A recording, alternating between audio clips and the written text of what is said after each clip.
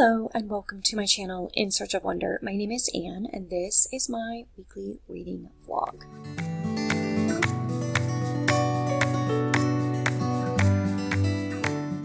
I had a very busy week this week, but somehow I managed to find some time to chat quite at length about the books that I have been reading, and the reading has picked up the pace, y'all. So there is a lot of chatty conversation in here about the books I've been reading, what I have enjoyed, what I just have thoughts about, good, bad, or indifferent, and what I have not loved so much, and what I'm getting into.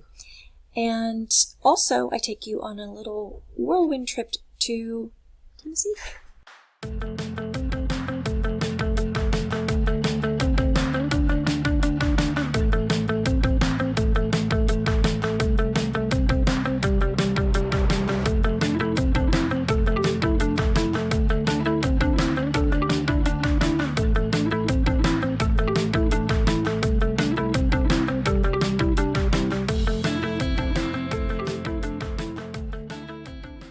Alrighty guys, it is Monday and it is time to get this reading vlog started. It is a beautiful day. It's been a gorgeous day. Started out pretty cold. We had like one of those 3 seasons in one day sort of things where it was in the upper 30s, low 40s at the very beginning of the day. And then the morning was, nice and cool, but sunny and pleasant. And then the afternoon is hot. So, then we're going to go back to chilly again, I'm sure. But I finished Pride and Prejudice on Saturday. And then I still wanted to spend a little more time with Lizzie and Darcy and several people had recently been talking about Unequal Affections by Lara Ormiston, which was a basically fan fiction version of retelling of Pride and Prejudice with a different premise. And so I read that and I finished it on Sunday night. So I have to talk about those books, but I can't do that right now because I am about to go meet my sister for a pedicure. And I always like to do that around my birthday. I only get a pedicure done once or twice a year in the summer, but the first one is definitely around my birthday time so that I can head into the summer with pretty toes. And so it's like my little annual birthday gift to myself. So she and I are going to meet at a nail salon and get that done. So that's what I'm doing this evening. But then I need to go home and I have some work from home stuff I need to do. But I also want to film a clip about my reading because I really want to talk about Pride and Prejudice. Plus I have some things to show you for my birthday. So that's a little sneak peek about what's coming up next. But first, let's go get our toes painted.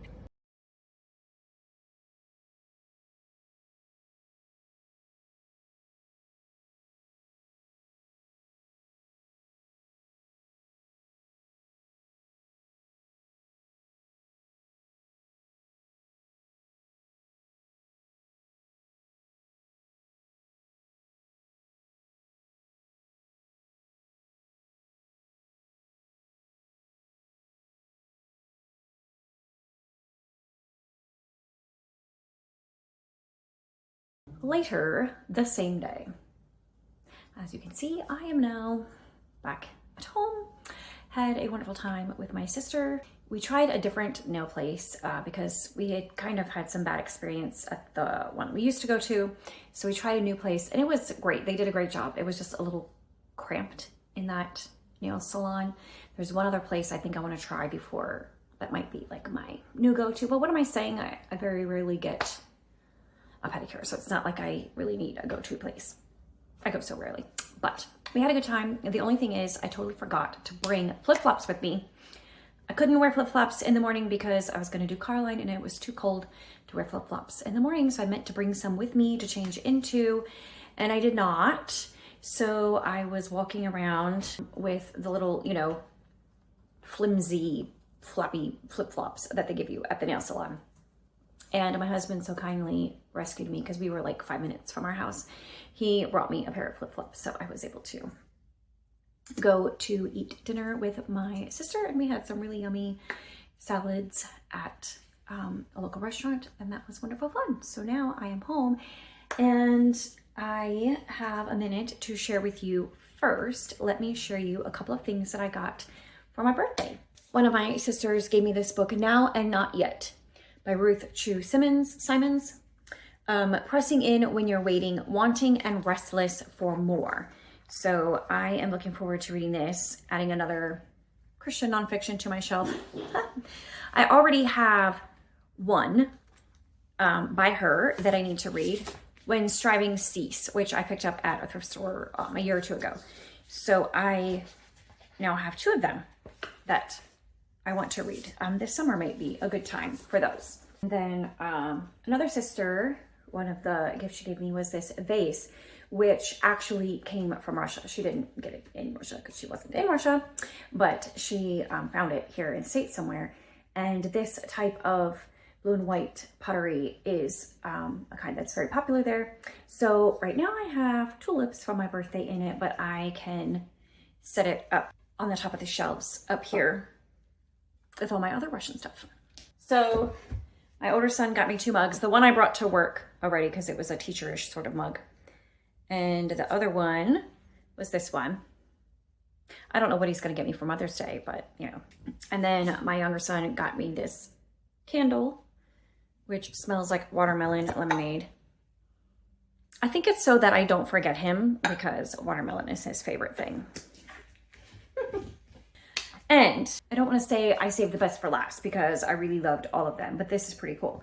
This is a boxed set of the works of Jane Austen in 10 volumes, but it's these cute little like pocket size volumes.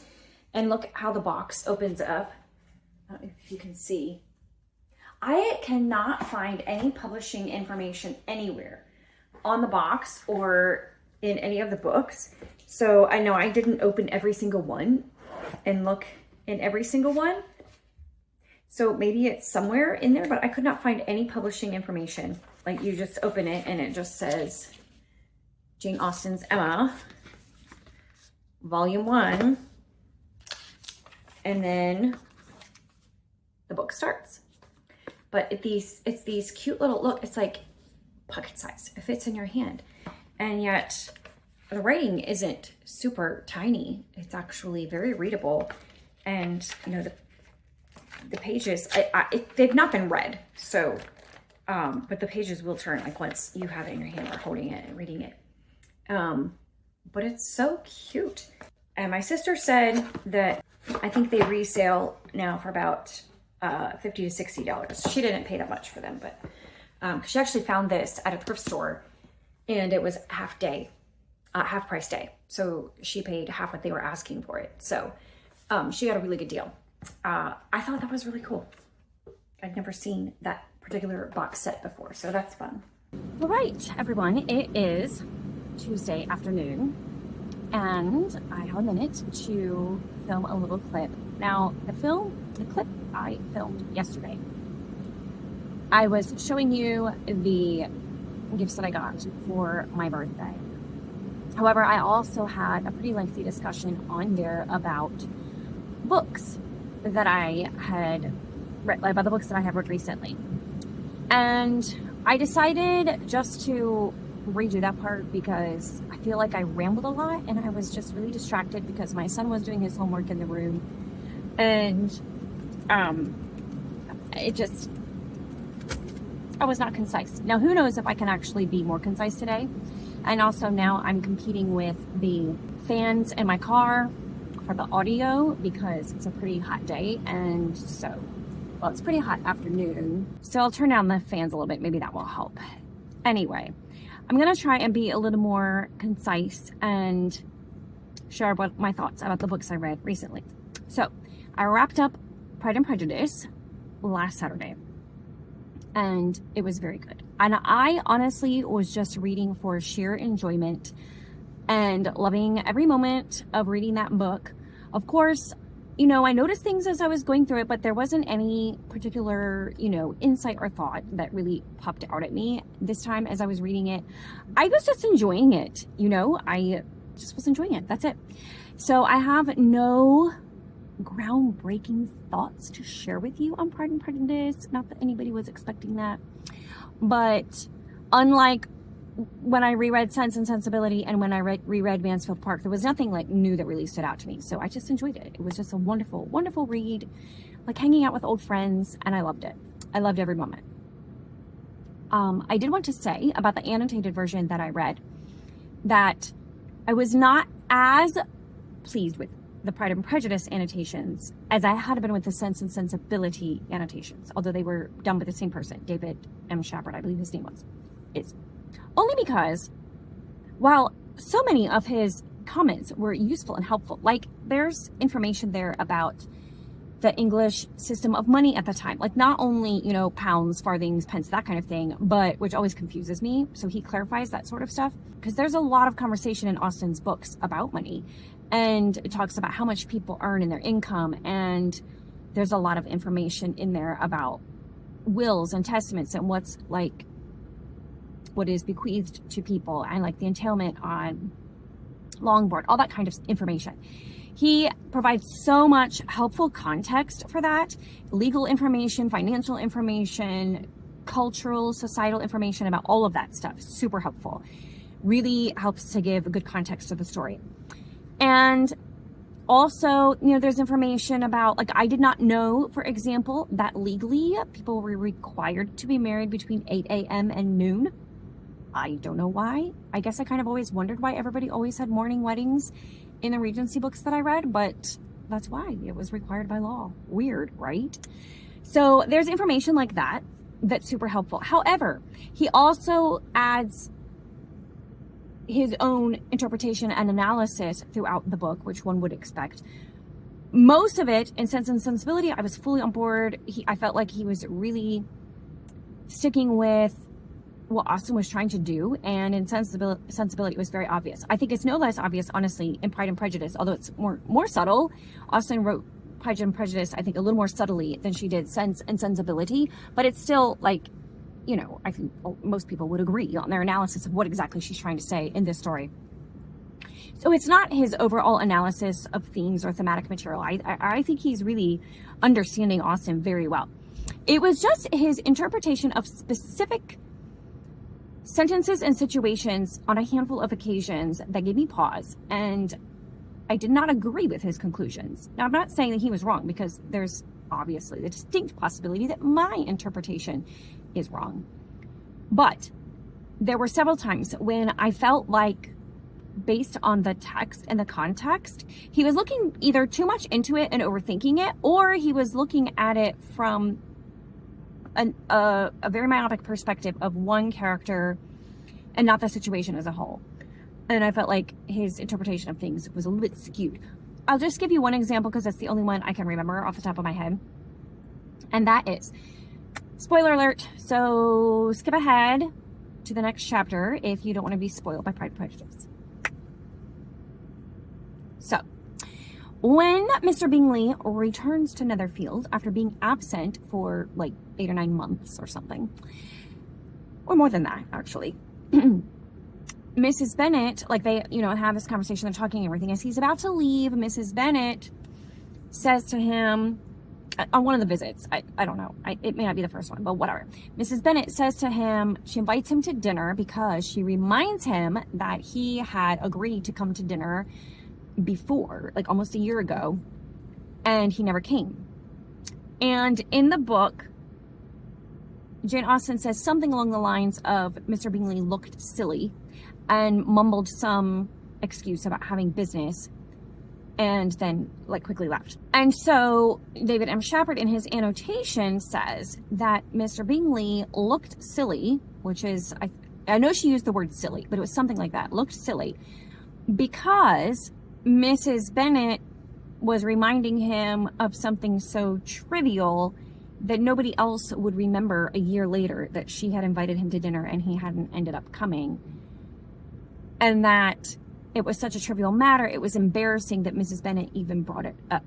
And I thought he missed what to me would be like an elephant in a room. How could you miss it? The reason Mr. Bingley did not come to dinner the year before was because when he went to London on business, his sisters unexpectedly followed him, as did Mr. Darcy, and they convinced him to stay in London and to give up Jane. And that's why he stayed in London, and that's why he missed having dinner. And now he's back at Netherfield, and everybody knows this backstory. Everybody knows that, okay, well, they don't know all the details, but they know that Mr. Bingley did not 100% do right by Jane in that instance, because he loved her and that she returned his feelings to one extent or another, and he was completely intending to pursue the relationship. But then he stayed in London, never sent her any word, never cut off the there was never any closure, and now here he's coming back and he's clearly courting her again. And to me, that's what created his embarrassment, because it's an embarrassing situation to have it thrown in his face that he had suddenly left without word and not come to dinner like he had agreed to do, and he had neglected that engagement. It was a reminder that he had also neglected Jane. And to me, that's the obvious reason for his silliness or his embarrassment. I don't think you need to look any further than that. And I don't think it was all that silly of Mrs. Bennet to mention it. I mean, it was uncouth of her, but we all know that about her. But it wasn't silly, really, because she had invited him to dinner. He had accepted the invitation, and then he didn't come. And even though it's the next year, the way that he left was so sudden and unexpected, and everybody was wondering about it, and it kind of, everybody was like surprised and taken aback and offended to one extent or another, or surprised at the very least. So there's no wonder that someone who is either uncouth enough or bold enough to bring it back up again to his face, there's no wonder that they would do that. And cue Mrs. Bennet, who is just impolite enough to mention something that nobody else is willing to bring up and is just tiptoeing around. So that, it's little things like that when I feel like he just looked too deeply into it and came to a different conclusion than I came to based on what I think Austen was saying. So, but again, you might, other readers, in all likelihood, would agree with him completely, and it's possible that I'm wrong, that I'm just not reading accurately. So, or it could be it's just different perspective. Most of it's not stuff that's really important. Like, it was just, he's trying to clarify a turn of phrase or an expression or something that Austen is saying in areas when I think that his clarification is faulty. That's all. And then immediately after I read that, I still wanted more Lizzie and Darcy, right?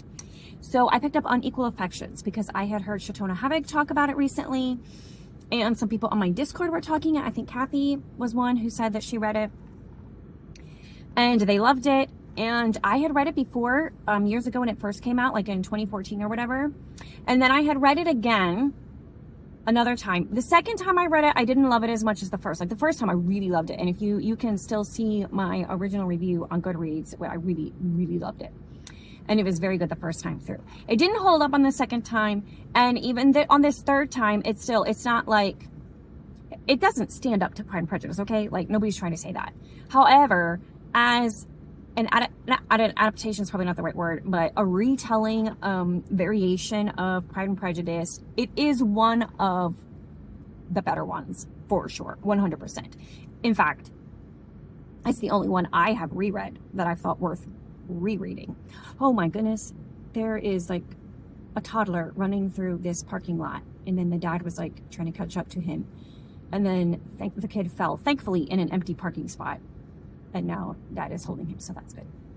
Okay, heart attack in the parking lot. Anyways, what am I saying? Unequal Affections. So in this retelling variation, it explores the what if Elizabeth had accepted Mr. Darcy's first proposal. And then it explores how would that change the things that happen afterwards? How would that change the developing relationship between Mr. Darcy and Lizzie? Because then at this point, there's unequal affection, right? Mr. Darcy is fully in love with Lizzie, but Lizzie, that thought has not crossed her mind up until this point. And so there's unrequited affection, and how does Mr. Darcy end up winning her love in a different way than is told in the story? Okay, my phone cut off because it was getting too hot. This phone is very sensitive to heat. It's very annoying.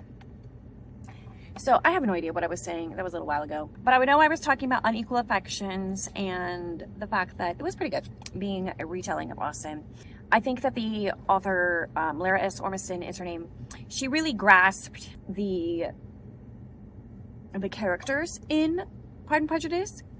Sometimes you read retellings and adaptations or whatever of the story of the, Austen's books. And the authors try to capture the essence of her characters, but they end up being caricatures almost, or like very one-dimensional, and like, they latch onto some aspect of the person's character, and it doesn't end up being as well-rounded and complex and truly human as Austen's characters are. But this is one of the better ones in that way. I feel like she had a pretty good handle on who they were, and she was able to craft well-rounded characters, not just one-dimensional. Overall, I really enjoyed it, and I'm sorry if I had a thought and didn't finish it because my phone cut off and I don't remember what it was. But anyway. Then, literally just now, I finished reading David Brainerd's diary, so I feel like I'm making progress on things in my life here. This, overall, it was very good. I'm enjoying the personal testimony of David Brainerd's spiritual journey and his spiritual struggles and his spiritual successes. However, I think that I would like to read a biography about him because, while it's always good to get the information from the horse's mouth, as they say, it's very one-sided, actually. And even though Jonathan Edwards, the editor, he adds occasionally a clarifying comment or a note about something, and he intersperses information in between the diary entries, he does not give a great deal of contextual information. David Brainerd doesn't very often say, on a practical level, what he's doing or where he is on a given day. It's a very heavily focused on his spiritual life and not his actual life. And so even though he talks a lot about his ministry, it's all from the perspective of his inner life as connected to that ministry, and not actually what happened or what he was doing, or it's kind of hard to explain. So I would really like to read a biography that has that outer perspective, that does tell me the people that he knew, the people that he interacted with, the process of how he was sent to the mission field, and what happened with the revival with the Native Americans, how that took place, which I do think some of that is available in a separate public journal that was given to his mission organization at the time, and is still available. It just wasn't in this copy that I read. So I would like to read that. I would like to know more. I find him a very intriguing person, and his testimony to be very intriguing, but it is missing that. It's missing that other dimension of what he was like as a person. Like all we get in this book really is his inner spiritual life, that's the whole point of it. So it serves its purpose in that way, but I found it to be a little bit one-dimensional, I guess. I would like to have had a broader perspective of him as a person. So I want to see if there's like a good biography about him. Secondly, it's very repetitive. So he has a lot of the same highs and the same lows and the same spiritual struggles and the same spiritual victories. Like all of us, we go through, we battle similar things, and it takes a lifetime of God teaching us and working us and peeling back layers. And so you see there is a development. There is a development. You see him grow spiritually. You see him become more confident in his faith. You see God working in him. But it still is very repetitive. A lot of the same phrases over and over again. A lot of the same situations. A lot of repetition. Like me right now. So there's a lot of repetition. And also, I would like a little bit more clarification on some things, because towards the end, it talks about some arguments that he had about theology and doctrine with some other people, which he called false teaching. But what he said was false teaching to me did not sound like false teaching, but I didn't get a really clear picture of what David Brainerd's position was that he was arguing. And so I wasn't really sure like which side I would agree with, if I agreed doctrinally with David Brainerd on that issue or not. So I had some questions about that. So I would like more information about that as well. I just feel like I'm only getting part of the story here. And I know I'll only ever get part of the story because he's long gone. Nobody is alive who knew him personally. And even the people who knew him personally didn't know everything about him, right? But I would like a fuller picture of who he was, exactly what he believed, doctrinally, theologically, what his experiences were with the Native Americans and among his own people and his family, because he mentions family members and talks a little bit about them, but does not fully tell you about them, and anyway, I have questions, so I want to learn more about him. I find him an intriguing person, and I find his spiritual journey to be very interesting and challenging. He definitely spent a lot of time. There were two things I was impressed by about his life and his spiritual life. One, he was very intent on regular, persistent, consistent seeking prayer. Like, not just praying about things and about situations, but prayer that was seeking God and just hungry and thirsting for God. So that kind of prayer, that was very challenging to me. And I don't do very much of that at all. So I was very much challenged by his testimony in that regard. And secondly, I was very much challenged and convicted by his conviction of any sin in his life. He was not tolerant of any sinful attitude or thought in his life. And if he was made aware of it, whether by the Holy Spirit or by someone saying it to him, he agonized over it. It wasn't just something that he just dismissed. Oh, well, whatever, I'm human, so I make mistakes. No, he very much agonized over any sin in his life. That's the best way I can say about it. And was very broken over any evidence of it in his life. So those things challenged and convicted me, and I appreciated that about his testimony. So it was a worthwhile read. But in the end, I'd probably give it 3-ish stars. 1, it's missing the public journal, which tells a large part of the story that I wanted to hear. And 2, it's just not well-rounded in terms of giving us a complete picture of who he was as a person. So I feel like I probably should have read a biography before I read this diary and had a little more of a context for him as a person. So that's that. And it is April 29th. Tomorrow's the last day of April, and I still haven't read the first ladies. Still haven't gotten past the first few pages. But now that I have finished everything but the Count of Monte Cristo, I can pick that up and focus on that until that's done. Speaking of the Count of Monte Cristo, I had a lot of thoughts in that rambling video that I made yesterday that I am not going to include here, but I will share them again. I'll make another video at some point. Maybe, I don't know when. I'll make another video about that because I don't have time right now, and share with you a little bit of my thoughts about the Count of Monte Cristo and where I am in it and what I'm thinking. So that's it for now, and I will head out. So see you later. Hello everyone. I'm sorry if this particular video is a little tilty. This is what we've got. So I don't have a lot of time to say what I would want to say. This is like the third time I am trying to record my thoughts about what I've read so far in the Count of Monte Cristo, and I'm running out of time. So I am just going to summarize and say that I am about 60% of the way through the book. Overall, I am very much enjoying it. I can see some of the threads are coming together. Like, I don't know how everything is going to end up. We've gone through the part where we're examining all these different threads of the story and following those separate threads. But now those threads are starting to be woven back together again. And the larger picture is starting to become more obvious and more plain. So I am very curious to find out what else is going to happen. I am on track to finish it in May at some point. So I am enjoying it. Last week I had mentioned that I was surprised about some of the content in the book, and I just wanted to clarify my thoughts about that a little bit.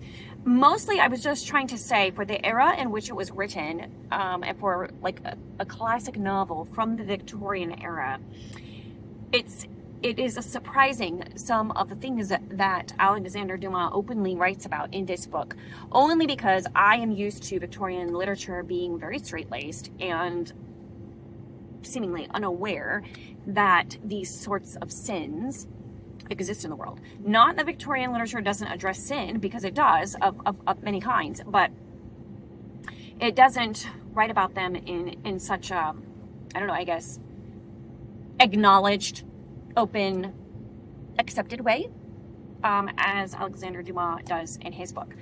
And I can understand why, when it was translated for English audiences, it was censored because I can see why English audiences in particular would not have appreciated the way Alexandre Dumas handled some of the immorality that takes place in this story. However, it's not anything that's like dwelt on or described in graphic detail or anything like that. Well, I will say the one scene that I read where they were taking the marijuana, it was described quite graphically. So there's that. I can understand why that would have been not appreciated by the Victorian audiences, although they did not seem to mind Sherlock Holmes' cocaine usage. And I know that opium was definitely prevalent in that era as well, opium usage. Although I think that was by and large frowned upon by society at large. I think cocaine they did not quite understand. I think. I don't really know. I haven't studied drug usage in the Victorian era, so I don't know that for sure. But that's my impression, but I don't know. Because I know it was used medicinally up through the early 1900s, I think, before they realized, the potentially addictive danger of it. So, well, not potentially, but the addictive danger of it. So, anyway, we can add a new item to the bingo card of things that Anne discovered in Count Monte Cristo that she did not know would be there. And that is an openly adulterous relationship, which of the content that I have encountered is the most shocking to me, because it's one that I have not personally encountered in my actual personal life among people that I meet and mingle with and know, etc. Whereas other things, those things are in the world, it happens, whatever, it's old hat, so to speak. But there's no one in my circles, not my immediate circle and not my wider circle and not, like several circles wide. Like, I don't know anybody who is engaged in an openly adulterous relationship. Okay, maybe in like the third or fourth wide circle. Possibly, actually. Anyways, so it's not really something that, and it's something that is very much, by and large, frowned upon, or it is something that, the average person would do. And when I say openly adulterous relationship, I mean in this scenario, at this point where I am in the story, the wife is engaged in an extramarital affair of which her husband is aware and of which they have discussed openly between them, and which takes place in her home, and everybody knows that's what's happening.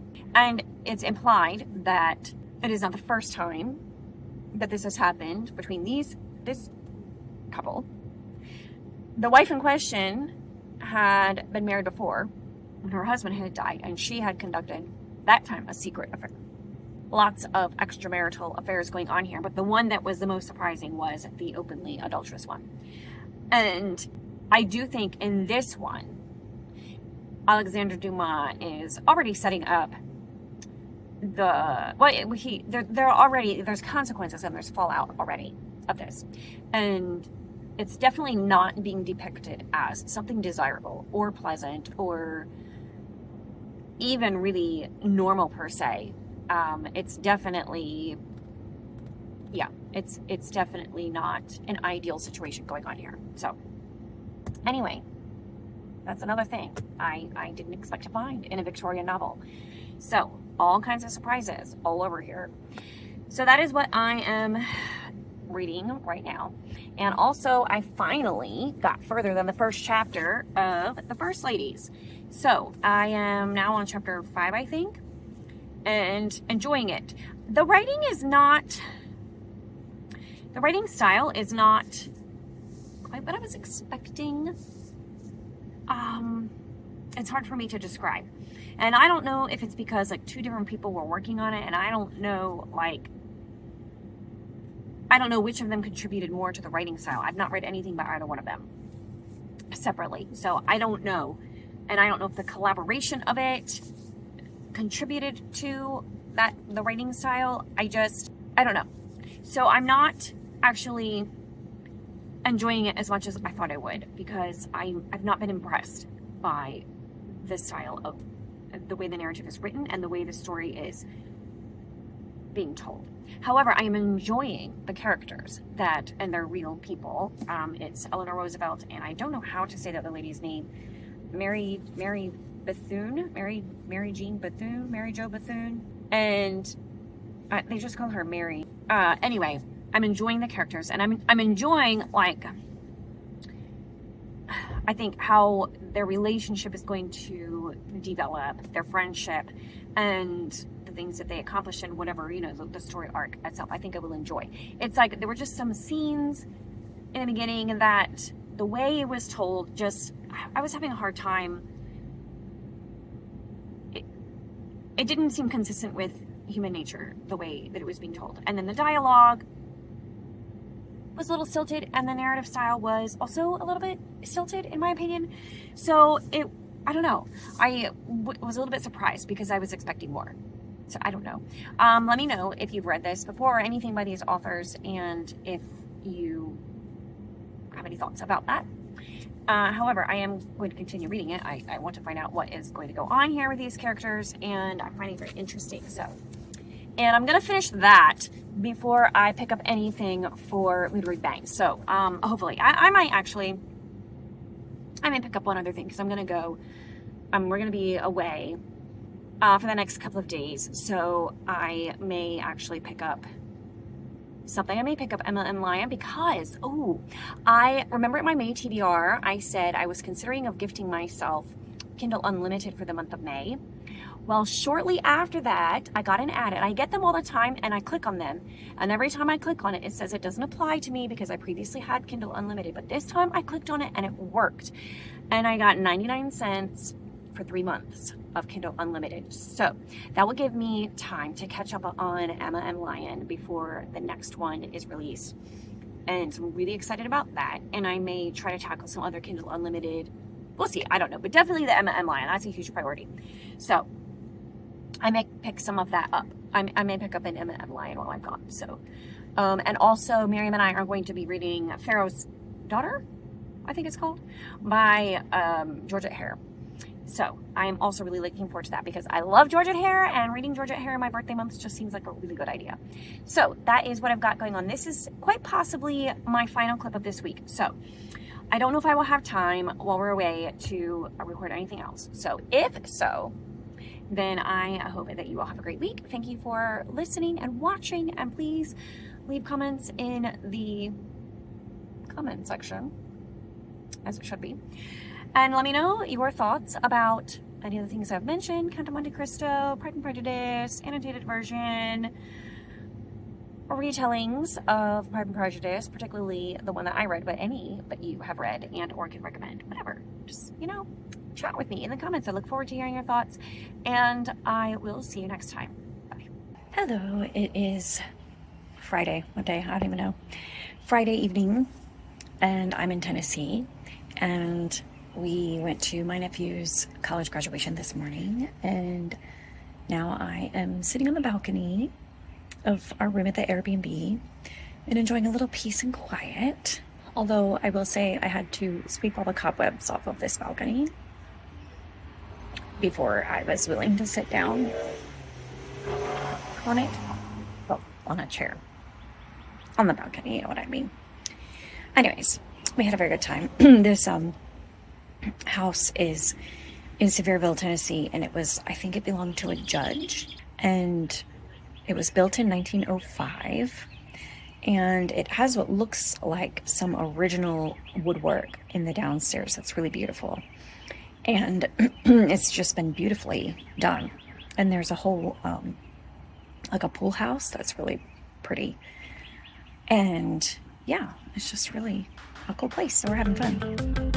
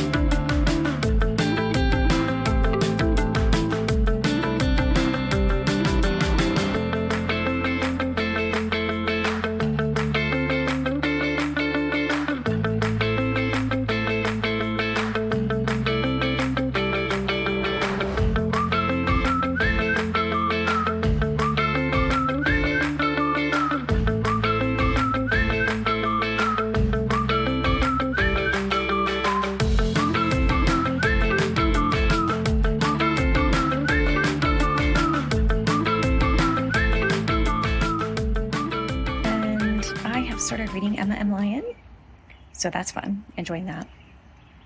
And started reading the Jane Austen biography by Claire Tomlin, really enjoying that one. And I DNF'd The First Ladies because, I don't know, it's like things come in bunches in books sometimes.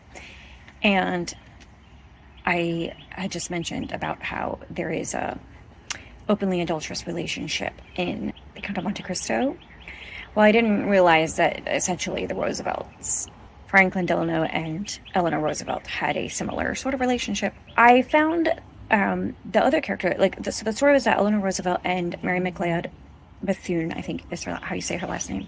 Mary Bethune, I found to be a very interesting character, and I would like to know more about her and read more about her.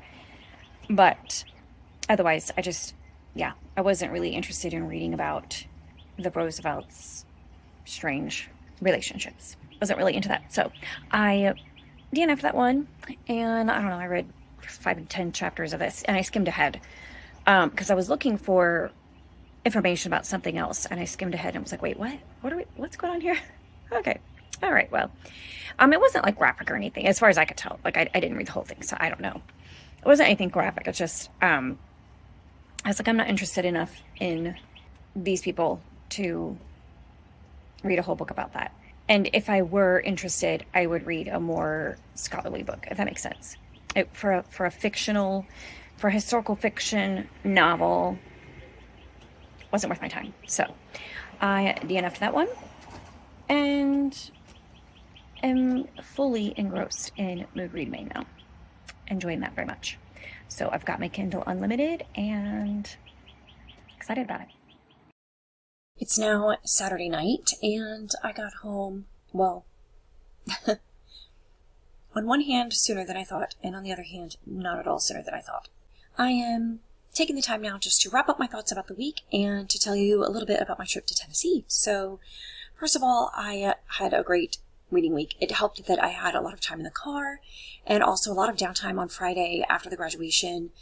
We did some things. My husband and I did a little shopping, and we had a little party with some family at the Airbnb and stuff like that. But there was a lot of downtime, and so I did have plenty of time to read. In fact, I had so much time that I ended up doing other things, believe it or not, like playing Sudoku puzzles and solitaire and other things. I even played a racing video game that was, oddly enough, in our room in the Airbnb. I don't know if you saw that in the clip of the house where we stayed. Anyway, so we had a great time. First of all, I discovered my new favorite place, which is Draper, Virginia. And we discovered it quite by accident on our way down. My youngest son expressed the need to use the facilities literally 15 minutes after we had already made a stop for that purpose, and he had not availed himself of the opportunity. The child is 14 years old, and we are still doing this. Anyway, so we got off the next exit, and there was a sign for an ice cream place / coffee place. So we just went there, and it was very cool. It was in an old building, and that had been part of a school. It was like a historic high school building. And that school had been destroyed by hurricanes, tornadoes, something. Anyway, in the 2010s at some point. And so they had removed the building from the property, and the only thing that had remained from the high school was the home ec center and the shop building, which was all in one building that was not part of the actual school. It was like an outbuilding, and that was the only building that survived. So someone recently, just in the past year, has purchased it and converted it into this really, really super cute ice cream place. So they also, what I loved is they had like these coffee ice cream drinks. So I totally indulged in one of those. It was fantastic. It was a scoop of Java chip ice cream with a shot of espresso, topped with whipped cream and a cherry and caramel sauce. It was amazing. And then on our way back, we were around, it just, the timing worked out so that when we were hungry and ready to eat, we were in the same area. And just down the road from that ice cream place was a whole complex called, the large part of which was called the Draper Mercantile, which was in a historic building as well. And it was a really cool restaurant, like Cracker Barrel, but elevated, if that makes sense, with much, I don't want to say much, but higher quality food, prices to go with it. And not super expensive, but like your average family sit-down place. And also had all these little vendors and shops carrying these heavily curated items on different themes. And my favorite little vendor area was called the Right Stuff, Right being WRITE. And it was, had all kinds of like journals and bookish things. And anyway, you can see in the clip, which I will share in just a minute here. So that is my new favorite place. And I told my husband, I want to move there when our kids graduate from school. That's my new place that I want to go. That might change between now and then because we have a few years, but that's my goal. Anyway, of course, we attended the graduation, which was fun, although we did not expect it to be sunny. We actually thought that it would be a cloudy day. There was supposed to be like rain and stuff, and the graduation was outside. So we were prepared with like umbrellas and raincoats and all that kind of stuff. Well, after the first 20 minutes, the rain cleared, the clouds cleared, and the sun came up, and the sun was like shining right on us. So we all got sun. My poor father-in-law, his whole head is like bright red.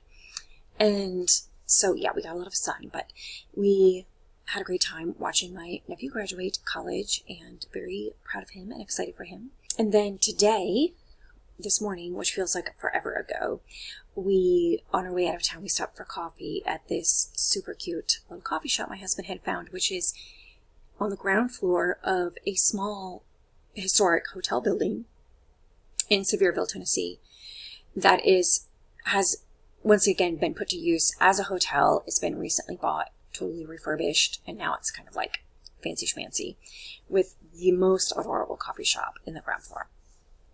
And that was also really good coffee.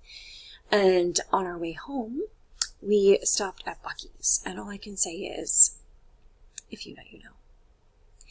So that was our week, and I'll share some clips if you're interested in watching them.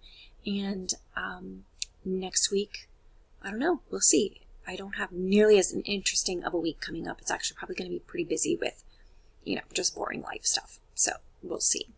But also, I am wanting to get my New York video edited and posted sometime this week, but I don't know if that's going to happen. I may do my April wrap-up instead. That's probably what's going to be more likely. So that's what I've got coming up. And so anyway, enjoy these clips of our trip to Tennessee, and I hope you have a fantastic week. Let me know in the comments any of your thoughts about the books I've read and what I mentioned about any of them, and let's keep the conversation going, and I will chat with you there.